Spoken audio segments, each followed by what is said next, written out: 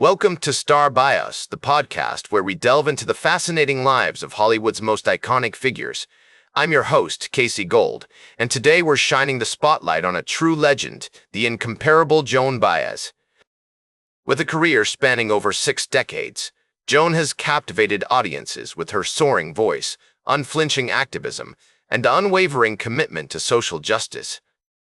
From the coffee houses of Cambridge to the stages of Woodstock, Joan's remarkable journey is a testament to the power of music to inspire and transform. Born on January 9, 1941, in Staten Island, New York, Joan Baez was the daughter of Albert Vinicio Baez, a Mexican-American physicist, and Joan Bridge Baez, a Scottish-born mother.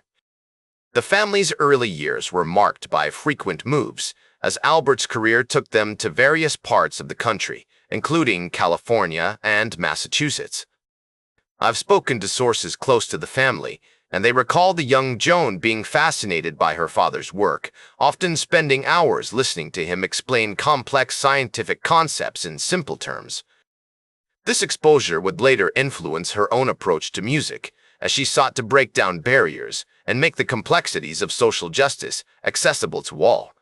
The Baez family eventually settled in Palo Alto, California, where Joan spent most of her childhood. Her parents, both Quakers, instilled in her a strong sense of social responsibility and activism. I've had the chance to explore the archives of the time, and it's clear that the 1950s were a transformative period for America, with the rise of the Civil Rights Movement and the Cold War dominating headlines. The Baez family was deeply involved in these issues, attending rallies and meetings, and Joan's parents encouraged her to think critically about the world around her.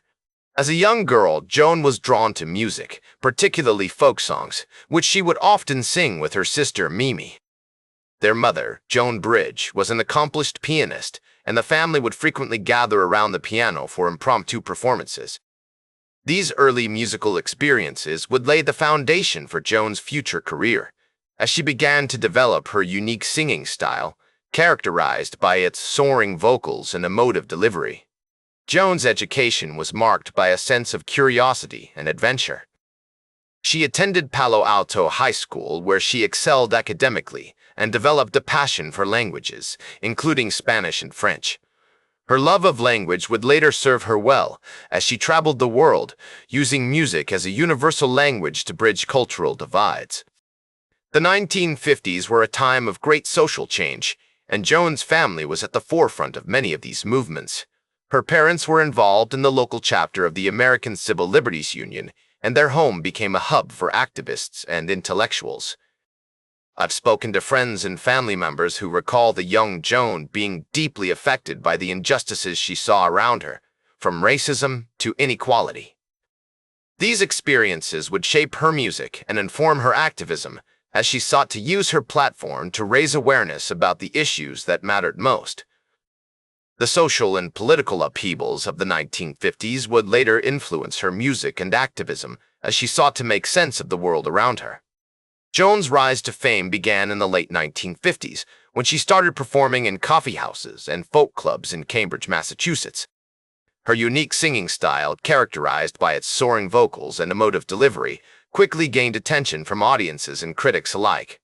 In 1959, she met Bob Gibson, a well-known folk singer, who became her mentor and introduced her to the folk music scene. In 1960, Joan made her debut at the Newport Folk Festival, where she performed alongside other legendary musicians, including Pete Seeger and Bob Dylan. Her set was a huge success, and she soon found herself in high demand, performing at festivals and concerts across the country. Her first album, Joan Baez, was released in 1960 to critical acclaim, featuring traditional folk songs and ballads that showcased her remarkable vocal range. As Joan's career took off, she became increasingly involved in social justice activism, using her music as a platform to raise awareness about issues like civil rights, anti-war efforts, and environmental protection. In 1963, she participated in the March on Washington for Jobs and Freedom, where Martin Luther King Jr. delivered his iconic "I Have a Dream" speech. Joan's music played a significant role in the movement, inspiring countless young people to get involved in activism. The 1960s were a transformative period for Joan, both personally and professionally. She became known for her outspoken advocacy on social justice issues, and her music reflected this commitment.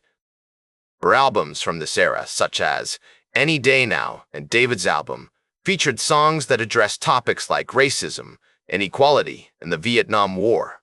In 1969, she performed at Woodstock, one of the most iconic music festivals in history, singing to a crowd of hundreds of thousands. Joan's relationship with Bob Dylan was also an important part of her life during this period. The two musicians met in the early 1960s and quickly became close friends and collaborators. They toured together, performed on each other's albums, and even had a romantic relationship for a time. Their musical partnership produced some incredible work, including Joan's rendition of Dylan's classic song, Farewell, Angelina. Throughout her career, Joan has been recognized with numerous awards and accolades, including multiple Grammy nominations and inductions into the Rock and Roll Hall of Fame and the Songwriters Hall of Fame. Her music has inspired generations of artists, from Joni Mitchell to Bonnie Raitt, and continues to be celebrated for its beauty, simplicity, and power. From the civil rights movement to the anti-war efforts of the 1960s, Joan has used her platform to raise awareness about issues that matter most. Her legacy serves as a testament to the enduring power of music to inspire, educate, and transform.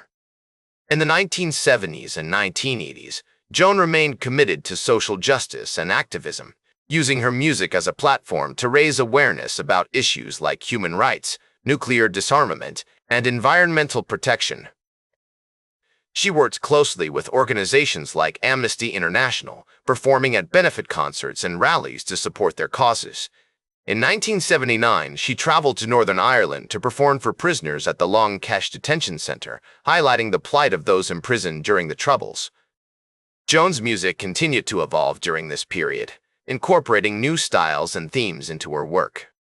Her album European Tour featured a mix of traditional folk songs and contemporary material, while Play Me Backwards showcased her ability to craft compelling, socially conscious songwriting. She also collaborated with other artists, including Bob Dylan, Jackson Browne, and Mary Chapin Carpenter, on various projects and recordings. In the 1990s and 2000s, Joan continued to tour and record music, releasing albums like Ring Them Bells and Dark Chords on a Big Guitar. She also became increasingly involved in environmental activism, performing at benefits for organizations like the Sierra Club and the Nature Conservancy.